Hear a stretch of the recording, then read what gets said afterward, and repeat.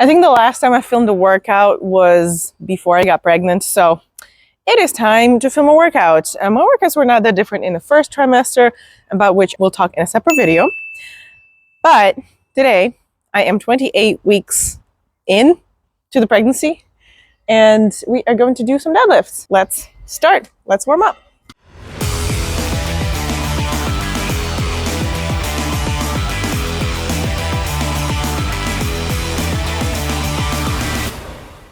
As you can see, my warm-up has not changed almost at all. I still do joint gymnastics. This was also my last workout in workout shorts because they provide too much compression on the belly and rolled down. Not very convenient, so I just took my husband's singlet and was using it without the straps pulled all the way up. Zero of the pregnant workout shorts and leggings were comfortable, so singlet, my friends, singlet. Superman, baby pose, and any kind of prone warm-ups and stretches were not an option anymore, so I was using bands for dynamic stretching before the workout, as well as just stretching standing. Then it was time to do a bunch of face pulls and shoulder rotations because I was doing both upper and lower body that day. We'll do another round of those, but I'm gonna start warming up with a barbell. Something that has not changed before I got pregnant and now, and I don't think it should, is my warm-up routine. I do joint gymnastics, so rotate all my joints 10 or 15 times in each direction, do a bunch of face pulls, do a bunch of band mobility for shoulders, elbows, sometimes hips and lower body, and then proceed to barbell. So deadlift, about 10 to 12 times just the empty barbell, squat, bench, same idea. Then add a little bit of weight. So here I added 50 on the deadlift, and I'm checking in with my pelvic floor, I'm checking in with my adductors, with my breathing and how everything is feeling, if everything is ready to go, or if I need to do some more dynamic stretching before I proceed, putting more weight on the barbell. So everything felt fine, my breathing felt fine, my pelvic floor felt fine, and I proceeded to put 70 kilos on the barbell and continued my warm-up. Yeah, I forgot shoes, but deadlifting without shoes is just equally as good as deadlifting in shoes. In fact, I really like deadlifting without shoes. I wish this was allowed in competition. You feel the floor much, much better, barefoot. So, 70 kilos for a couple sets. I was going to work it up to sets of 6 or 7 today. So whatever the weight it ended up being was depending on how I felt.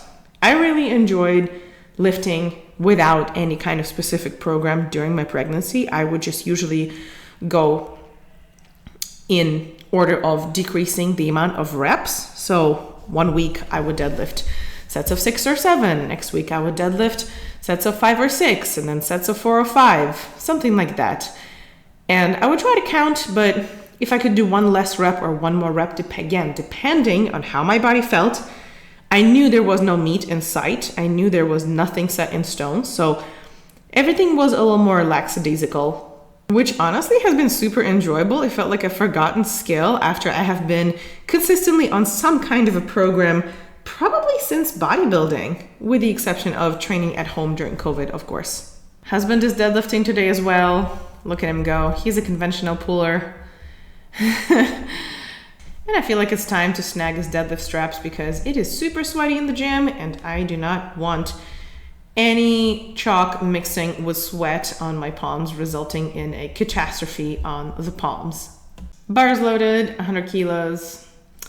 Time to see if I can do 6 or 7 and how this weight feels. I do not feel like going over like 110 kilos at any point since probably the end of first trimester, where I continued working it up, but it just didn't make sense to work it up further than 125 kilos. And now approaching the third trimester, I just wanted to focus on form and, you know, those old school bodybuilding thing that we've learned, such as feeling your muscle and time under tension and really trying to contract while you do the lift.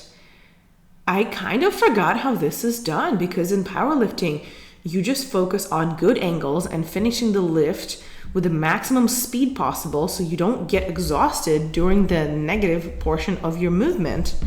Like the 23rd of May. It's kind of hot, but the AC has not been cleaned, so we can't turn it on. We open the windows, and in a moment we're all going to be just drowning in sweat.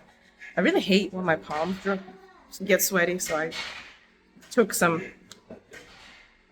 straps for deadlift ahead of time to make sure there's no sweat mixed with chalk on the barbell. That sounds like a recipe for a disaster. Only pulling 100 kilos right now. Pulled 90 for 8 last week. So my workouts right now consist out of either squat or deadlift and some upper body stuff. It used to be bench in the first trimester, and then as the belly started growing, it's not like super in the way for me to lay down, but when I arch, I feel the tension. I feel how the belly stretches a little bit too much. And a couple athlete mothers, friends of mine, gave me a precaution on overstretching the belly, not to get diastasis recti. And I've read about it too, like diastasis recti is not too fun. It's not fun at all. So, not to get diastasis recti, I am not doing bench with an arch. I did flat bench last week. I don't like it. I don't like how it feels on my anterior delt. So, as a result, I'm not doing competition bench. I am doing angled bench with dumbbells, with a barbell. I'm doing shoulder press and all kinds of pulling exercises for the back. Cable pulls, lat pull downs, rows, barbell rows, cable rows, bent over rows, all of those. So yeah, my routine pretty much consists, I end up in the gym usually twice a week, sometimes 3, but regardless, I just alternate either deadlift and some pulling movements, or squat and some pushing movements for shoulders and upper chest. And that seems to do the trick. Not on any kind of program right now. I do what I want, which was really uncomfortable at first because I forgot how to do that. I forgot how to not be on the program. But that is a nice skill to remember, how to just come to the gym and kind of enjoy doing whatever. This is one thing that I'm extremely sad about, that I cannot do back extensions on this wonderful machine, and that I cannot do supine leg curls because that requires, oh sorry, not supine, prone leg curls, because that requires laying on the stomach, and I cannot lay on my stomach. But that's okay. I can do a lot of other stuff, and so can you. I always manage to do some kind of a row or lat pull down with different grip every time I'm in the gym. I wish we had a Versa grip or some kind of a handle, like a DNA bar that would clip to the cable machine, that would allow for additional range of motion. My belly is blocking me from pulling the cable all the way. By the way, if you're not doing those movements and you're not even pregnant, you better start, because strong back muscles is something that is super vital, regardless if you are pregnant, plan to get pregnant, plan to never have kids. I think this is probably the #1 thing that has prevented me from having back pain so far. I'm recording the voiceover in my 3rd trimester, so you will find out in my 3rd trimester update that I still have 0 back pain, and I feel very supported without all of those weird ass belts that the majority of my athletic friends find very uncomfortable and unnecessary. You can just build a muscle corset and not need any of this additional quote unquote support if your body supports itself. Some of the accessories that I used to skip are dumbbell RDLs and curtsy RDLs or curtsy lunges.